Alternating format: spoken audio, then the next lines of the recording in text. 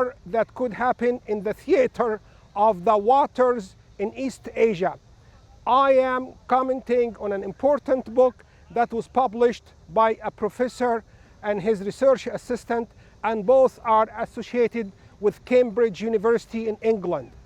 I'm saying why America could win a battle similar to the naval battle that took place 80 years ago and was known as the Midway Battle, where America defeated Japan.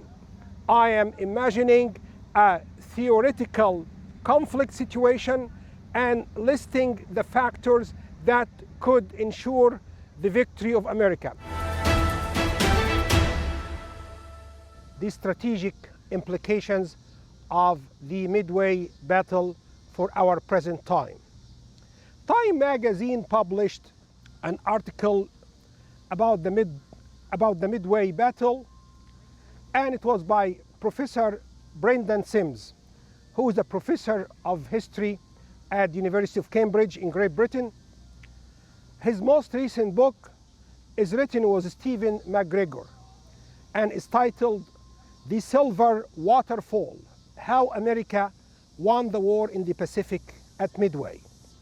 Stephen McGregor is a US Army veteran with a graduate degree in history from the University of Cambridge.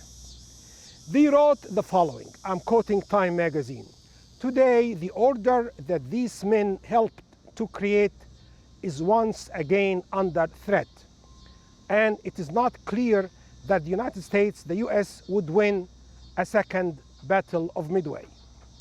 According to Wikipedia, and I'm quoting that encyclopedia, the Battle of Midway was a major naval battle in the Pacific theater of World War II that took place from the 4th of June till the 7th of that month in the year 1942, 6 months after the attack on Pearl Harbor and 1 month after the Battle of the Coral Sea.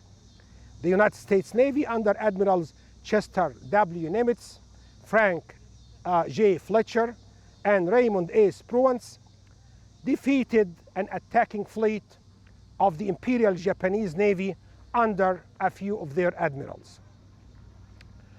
And that happened north of Midway Atoll, inflicting devastating damage on the Japanese fleet. Military historian John Keegan called it the most stunning and decisive blow in the history of naval warfare. I think the United States can still win a major naval battle similar to the Midway Battle in the seas and the waters of East Asia, regardless of who the enemy is, for the following reasons. First, the United States Navy is still strong. The United States is preeminently the biggest military power on earth. It can defeat many enemies. The battle will be naval, but it could be also fought on land. It could be air-based, and it could be really a decisive, striking display of American power.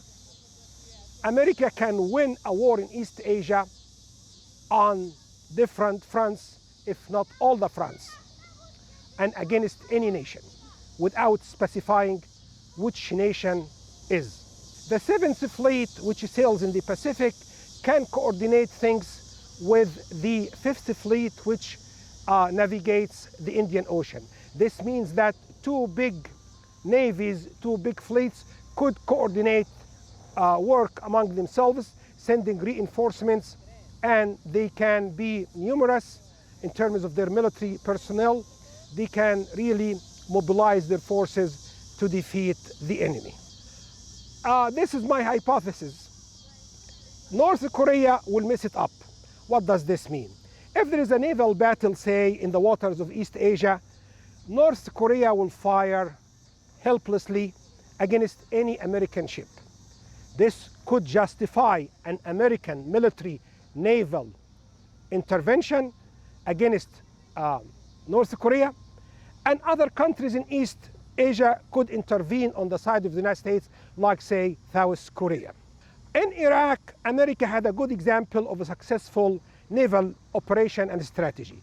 From March 20th till March 24th in the year 23, The United States Navy, along with naval units from the United Kingdom, from Australia, and from Poland, were able to capture an area known as Mina al-Bakr. And this is an oil terminal. And this way they were able to control the gas and the oil platforms located on Al-Faw Peninsula. Al-Faw, A-L-F-A-W. So the coordination of different naval powers, including the United States, was done at Al-Faw. This could be repeated in East Asia.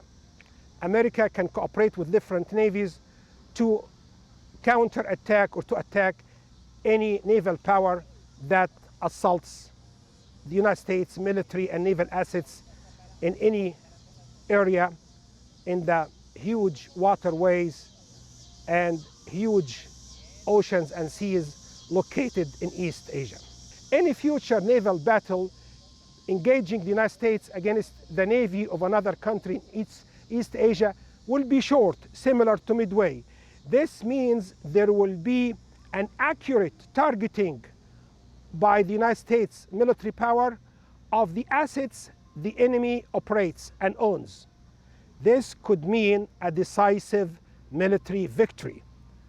This is advantageous strategically for the US.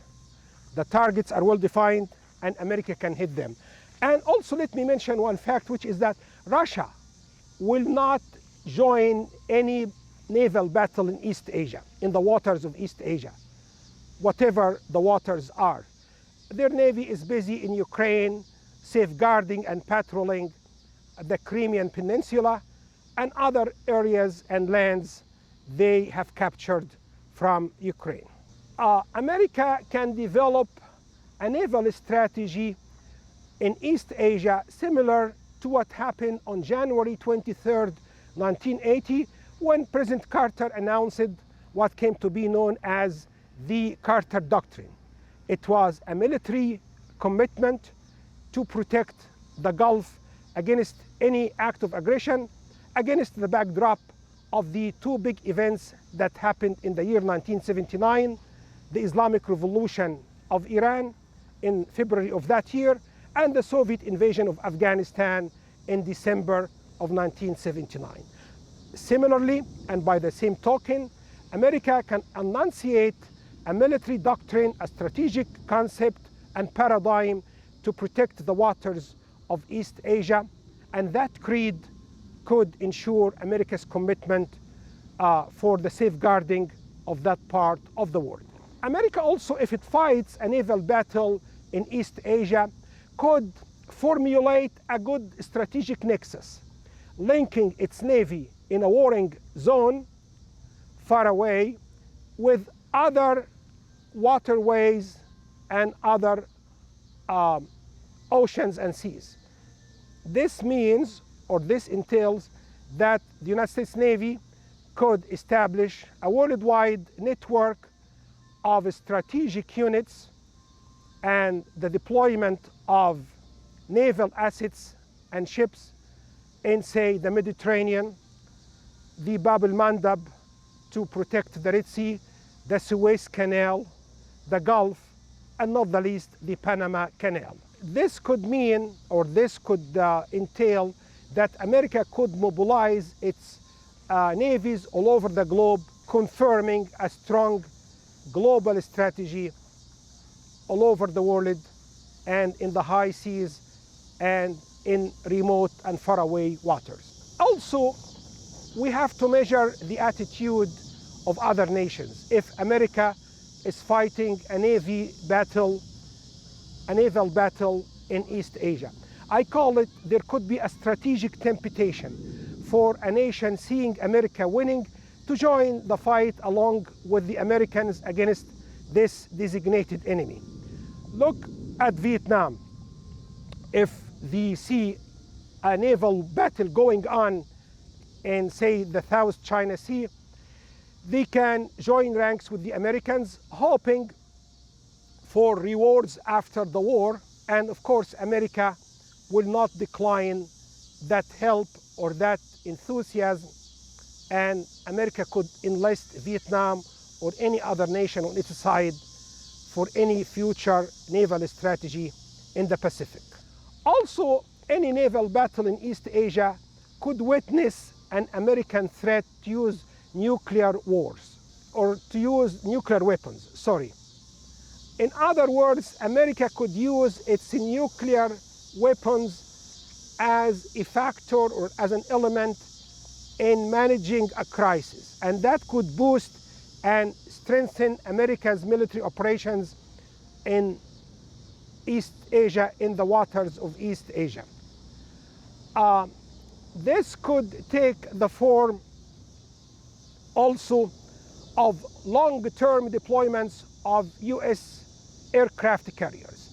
The United States has doubled the number of aircraft carriers that China has.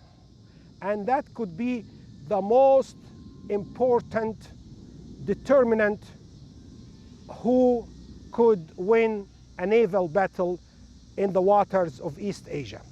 And along with these aircraft carriers could be a boosting of America's credibility, an affirmation of the doctrine of deterrence, both nuclear and conventional, and they could be the pillar of a post-US strategy in the Pacific and East Asia. And the aircraft carriers will not be sitting idle. Their weapons, their bombers, their fighters, their military warplanes, their artillery units could launch effective military power against the enemy. And again, the United States has doubled the size of aircraft carriers that China operates. I think the United States has 24 aircraft carriers versus 12 owned by the Chinese. There were two revisions I would like to enter. I said that America won a battle in Iraq. I listed, or I stated the date wrong. It should be the year 2003, the Battle of Al-Fao. I made also another small mistake near the end of the 10th minute, and it should have said the aircraft carriers will be the strategic assets for a post-conflict America, for a post-conflict situation for America. Thank you very much for watching this YouTube video. I appreciate it. Please subscribe to my YouTube channel. It's called Bill Mikhail channel.